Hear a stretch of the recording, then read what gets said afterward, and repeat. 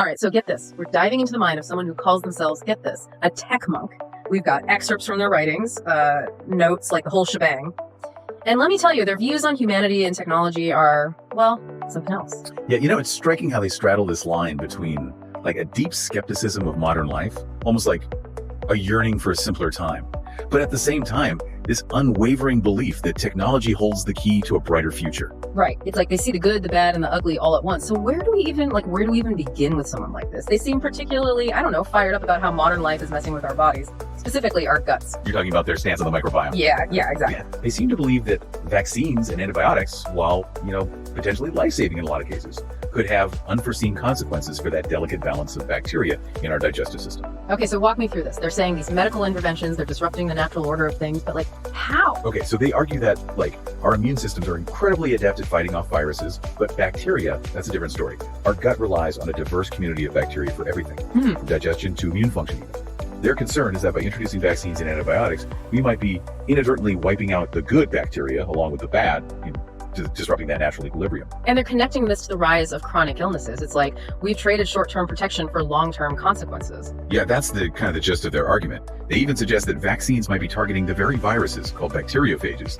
that help keep certain bacterial populations in check. Imagine like a delicate house of cards, you remove one and the whole thing could just collapse. So are they suggesting we ditch vaccines and antibiotics altogether? Because that seems like a pretty extreme stance, doesn't it? Well, they do point to fecal analysis showing significant shifts in the gut microbiome after vaccination. However, to be fair, the long-term implications of these changes are still being studied. It's a bit of a medical gray area. A lot more research is needed before we can draw any definitive conclusions. It's a good reminder that even with the best intentions, we don't always have all the answers.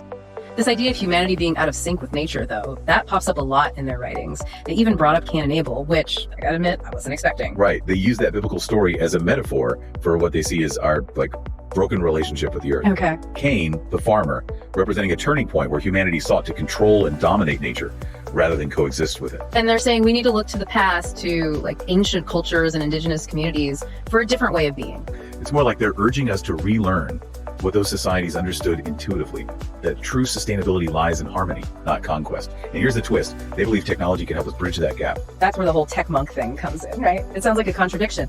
How can you be a techie and a monk at the same time? That's the paradox they're grappling with. It's not about rejecting technology altogether, but it's about harnessing its power to realign ourselves with nature, to create a world where both can thrive. So less Silicon Valley and more Silicon Monastery. I'm trying to picture what that would even look like. Picture this. A world where AI helps us optimize resource management, where augmented reality allows us to interact with nature in new and profound ways. It's about using our inventions to undo the damage we've caused. Okay, that's a future I can get behind. But they're not all sunshine and roses about technology, are they? They seem pretty wary of social media and information overload. Absolutely. They see the addictive nature of technology, how it can easily become a source of distraction and anxiety rather than a tool for growth. It's like they're saying, hey, this powerful tool, it can be used for good or evil, Choose wisely. That's a good point.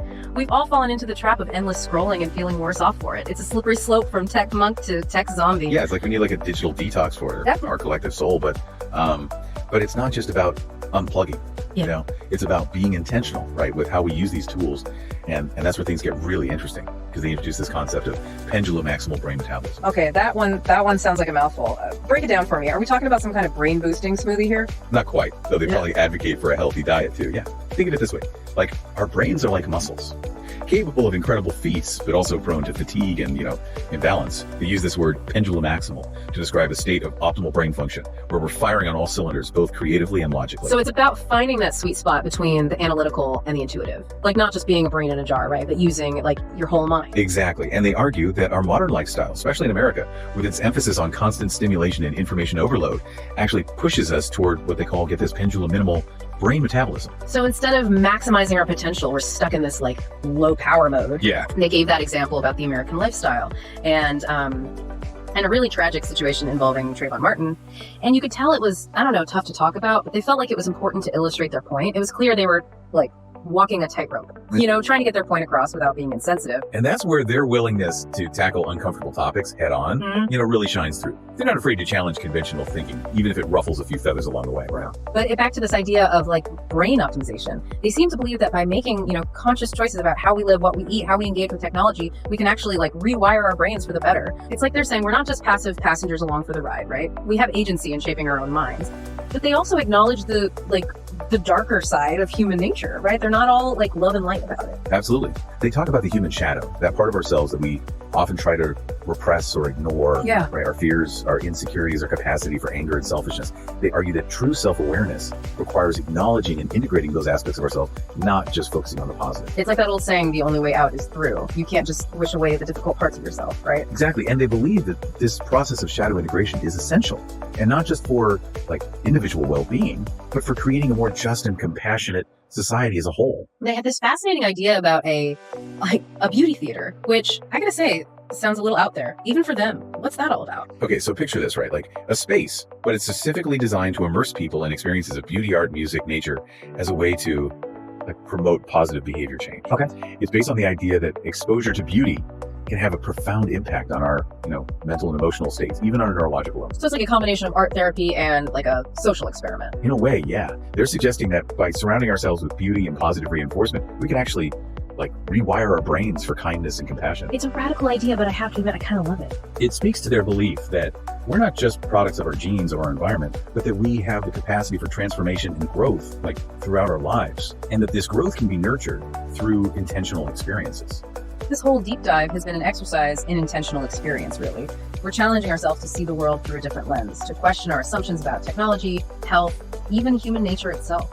And what's fascinating is that even though they hold some, let's say, unconventional views, they back them up with this mix of scientific research, philosophical insights, and even personal anecdotes.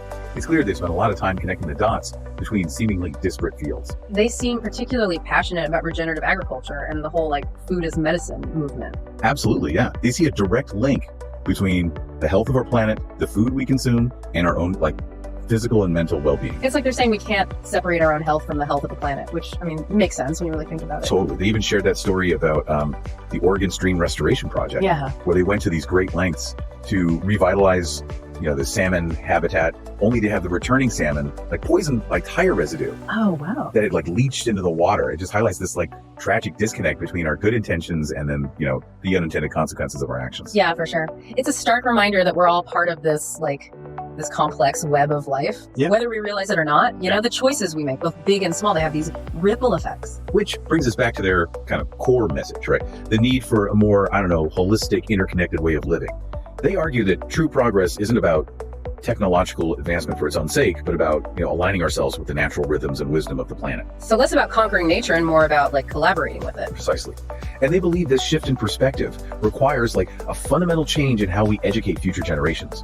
They argue that our current education system, with its emphasis on rote memorization and standardized testing, is actually stifling our innate curiosity and creativity. Instead of nurturing well-rounded humans, we're churning out robots. Well, I don't know if they put it quite like that, but they do suggest that our current approach to education is too focused on developing the left brain logic analysis at the expense of the right brain, intuition, empathy, creativity. And they link this imbalance to a lot of the problems we're seeing in the world today. Right. Yeah, exactly. They argue that this overemphasis on the analytical has led to this disconnect from our emotions, from nature, even from each other. It's we've forgotten how to be human, the truest sense of the word. Which brings us back to their vision of the tech monk, right? Mm-hmm. Someone who uses technology mindfully as a tool for self-discovery and connection rather than a means of escape or distraction. Do you think it's even possible to find that balance in today's hyper-connected world? That's the $1 million question, isn't it? But their writings, they offer a roadmap, a way to navigate the complexities of the digital age without losing sight of our humanity. It's about being intentional with our time, cultivating self-awareness, and using technology to enhance our lives, not control. So less scrolling, more strolling. Less binge watching, more stargazing. Exactly, yeah. It's about rediscovering those simple joys of being human, of connecting with nature, with each other, with ourselves, on a deeper level. It's about recognizing that true fulfillment doesn't come from what we consume, but from what we create, what we contribute, how we choose to show up in the world. This whole deep dive has been quite a journey. We've covered everything from the gut microbiome to the human shadow to the future of education. It's a lot to process, but I think that's the point, isn't it? To challenge our assumptions, expand our perspectives, and maybe even spark a little bit of that tech monk spirit within ourselves. Absolutely. And to remember that even amidst all the chaos and uncertainty of the modern world, we still have the power to choose how we live, how we learn, and how we shape the future, right? Mm-hmm. It's a message that I think we could all use a little more of these days. Well said. And on that note, we'll leave you with this final thought, inspired by today's deep dive. If, as our subject suggests, our environment and experiences shape our minds, then what kind of world do we want to create for ourselves and for future generations? It's a question worth pondering as we continue to navigate this ever-evolving landscape of human experience. Thanks for joining us on this fascinating journey.